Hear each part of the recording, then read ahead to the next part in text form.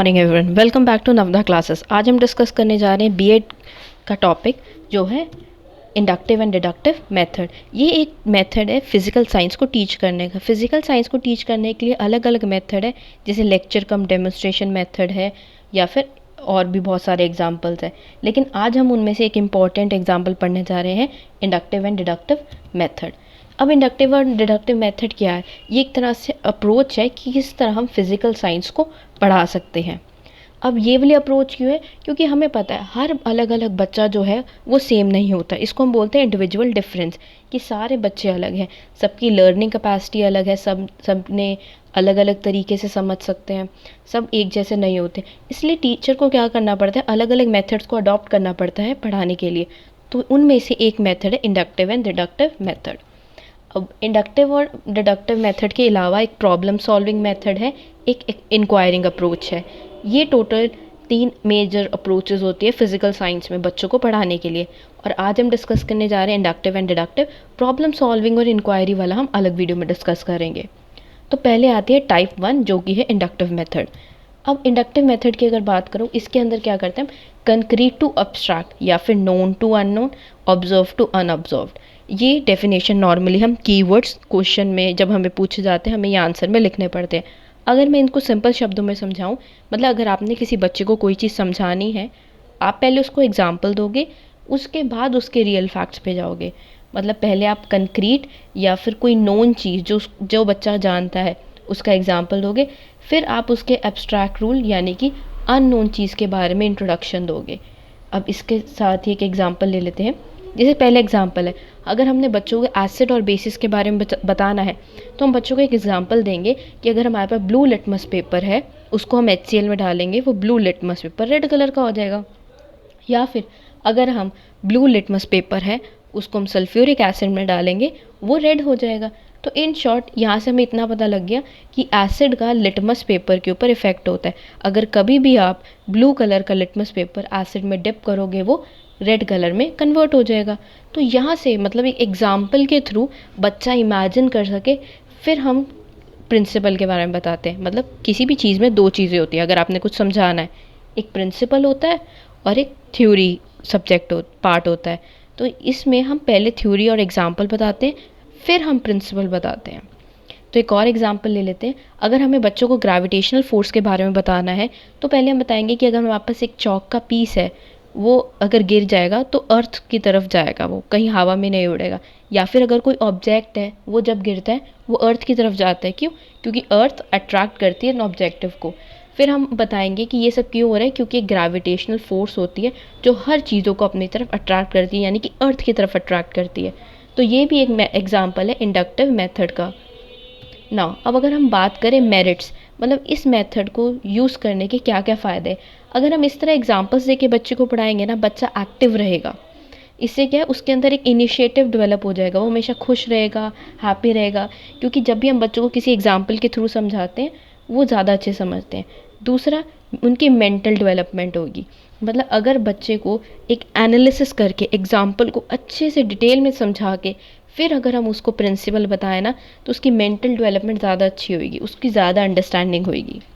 Next, effective teaching. इससे क्या होगा, बच्चे डीप स्टडी कर पाएगा अलग अलग लेवल में। टीचर बच्चे के हिसाब से अलग अलग एग्जाम्पल देगी और उनके हिसाब से बच्चे अलग अलग तरीके से जिसको जिस तरह समझ आता है वो समझेंगे और उनकी अंडरस्टैंडिंग भी बढ़ेगी। इससे जो टीचिंग मेथड होता है वो भी इफ़ेक्टिव होता है। इफ़ेक्टिव मतलब बच्चे को बहुत अच्छे से चीज़ें समझ आ रही हैं। नेक्स्ट, इस मेथड से जो नॉलेज मिलती है वो ज़्यादातर नॉलेज परमानेंट रहती है, यानी कि हमेशा के लिए याद रह जाती है। रीज़न, क्योंकि हमने उनको रियल लाइफ से रिलेट करके बताया और उनको ये जो मेथड है वो काफ़ी इंजॉयबल लगता है। नेक्स्ट, ये एक साइकोलॉजिकल नॉलेज है। साइकोलॉजिकल नॉलेज मतलब जब भी हम बच्चों को एग्जांपल देते हैं और पूछते हैं कि ऐसा क्यों हुआ या कैसे हुआ, तो उनके अंदर एक क्यूरियोसिटी जागती है। और जब बच्चों के अंदर क्यूरियोसिटी जागती है तो उस चीज़ का आंसर ढूंढते हैं कि हाँ, यहाँ पर कौन सा प्रिंसिपल लगा है या कौन सा फैक्ट लगा है। तो इसलिए ये जो एक मेथड है ना, वो एक साइकोलॉजिकल मेथड है बच्चों को पढ़ाने का। क्योंकि बच्चे जब भी किसी चीज़ को लेकर क्यूरियस होंगे, वो उसका आंसर जानने की ज़रूर कोशिश करेंगे। नेक्स्ट, ये एक नेचुरल मेथड है।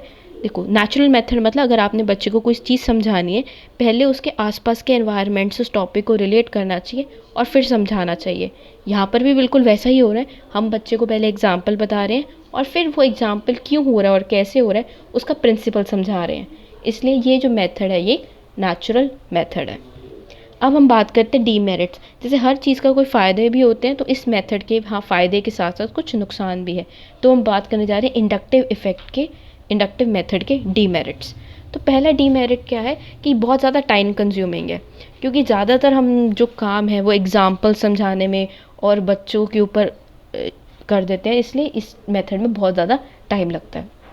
नेक्स्ट, बच्चों को कई बार डिफ़िकल्टी भी आ सकती है, क्योंकि टीचर जब एग्जाम्पल के थ्रू कुछ समझाना चाहती है तो कई बार बच्चे सही डायरेक्शन की जगह रॉन्ग डायरेक्शन में चले जाते हैं। रॉन्ग डायरेक्शन में जाने की वजह से वो मिसगाइड हो जाते हैं और गलत नॉलेज उनको मिलती है। नेक्स्ट, ये एक थोड़ा सा लेंदी और बोरिंग मेथड है, क्योंकि बार बार हर चीज़ को एग्जाम्पल्स के थ्रू समझाना, छोटे बच्चों का सिलेबस ज़्यादा नहीं होता तो उनके लिए बेनिफिशियल है, लेकिन अगर हम बड़ी क्लासेस की बात करें वहाँ पर सिलेबस बहुत ज़्यादा होता है, और अगर हम हर चीज़ को इस तरह एग्जाम्पल्स के थ्रू डिस्कस करके समझाने लग जाए तो बहुत लंबा हो जाएगा, बहुत टीडियस हो जाएगा और बोरिंग हो जाएगा। अगर हम बात करें, मैंने पहले बात बताई कि कई बार जब स्टूडेंट की इमेजिनेशन अच्छी नहीं होती तो वो गलत कंक्लूजन निकाल सकता है, कई बार वो सही रास्ते पे नहीं जाता आज टीचर उसको चाहती है, वो कई बार गलत डायरेक्शन में चले जाता है रॉन्ग इमेजिनेशन के कारण। अगला है इनकम्प्लीट इन इनसेल्फ, मतलब जो बच्चा है उसको रिसर्च करने का ज़्यादा मौका नहीं मिल रहा, जिसके कारण उसकी जो क्रिटिकल थिंकिंग है उस पर थोड़ा सा इफ़ेक्ट पड़ता है। इसलिए हम कहते हैं ये जो मेथड है ये थोड़ा सा इनकम्प्लीट है। अगर हम बात करें इंडक्टिव मेथड के ऑपोजिट एक और मेथड है डिडक्टिव मेथड, क्योंकि जैसे मैंने बताया हर बच्चा एक जैसा नहीं होता। जो भी हमने इंडक्टिव मेथड पढ़ा वो छोटी क्लासेस के लिए बेटर रहता है, लेकिन अगर हम बड़ी क्लासेस की बात करें वहाँ पर डिडक्टिव मेथड ही बेस्ट रहता है। अब हम बात करते हैं डिडक्टिव मेथड है क्या। इसके अंदर हम नोन से अननोन जाते हैं, यानी कि ऑर्डिनरी टू स्पेसिफिक। अब देखिए, अगर हम इंडक्टिव इफेक्ट की बात करें वहाँ पर हमने पहले बच्चे को एग्जाम्पल बताया, फिर उसका रीज़न बताया ऐसा क्यों हो रहा है। यहाँ पर हम बात करें, हम पहले प्रिंसिपल बताएंगे कि ये लॉ है या ये रूल है, उसके बाद हम बच्चे को एग्जाम्पल बताते हैं। तो हाँ, ये इंडक्टिव के जस्ट ऑपोजिट है, मतलब पहले हम अननोन चीज़ यानी कि कोई लॉ डिक्टेट करेंगे और उसके बाद उसको एग्जाम्पल के थ्रू समझाएंगे, या फिर हम कह सकते हैं ये ऑर्डिनरी टू स्पेसिफिक है। अब कुछ एग्जाम्पल ले लेते हैं। जैसे मैंने कहा वाटर H2O से बना है, ये हमने कैसे कंफर्म करा, हमने वाटर की इलेक्ट्रोलिसिस करी, मतलब इलेक्ट्रिसिटी की मदद से वाटर को ब्रेक करा दो पार्ट्स में, और वहाँ पर हमें हाइड्रोजन मिला और ऑक्सीजन मिला।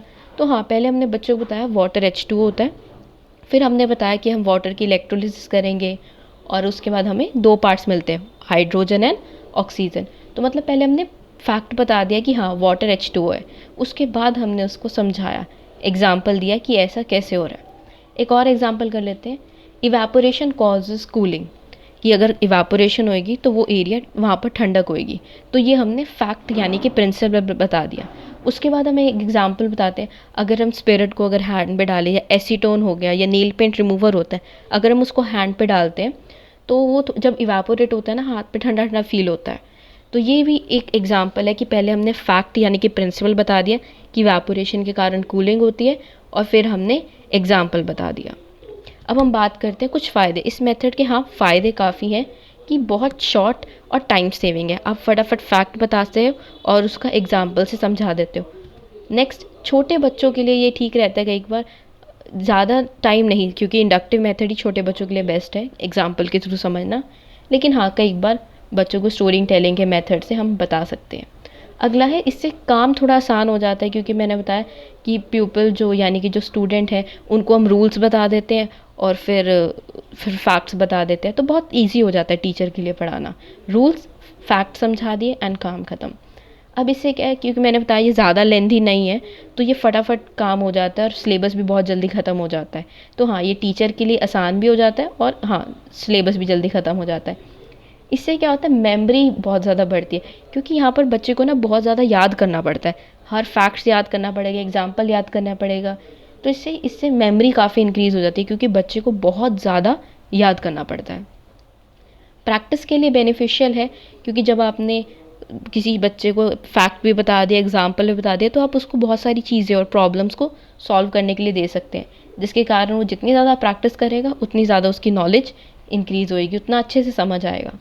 अब हम बात करते हैं, हाँ इस मेथड के कुछ नुकसान भी है, पहला क्रैमिंग, मैंने अभी बताया कि इससे हाँ ग्लोरिफिकेशन और मेमोरी होती है, अभी हमने 2-3 पॉइंट्स पहले पढ़ा था, मेमोरी इंक्रीज़ हो जाती है क्योंकि आपको बहुत कुछ याद करना पड़ता है। पर हाँ, बहुत कुछ याद करने का मतलब होता है कि ये क्रैमिंग इनकरेज कर रहा है कि हर प्रिंसिपल को रट्टा मारना और समझना नहीं।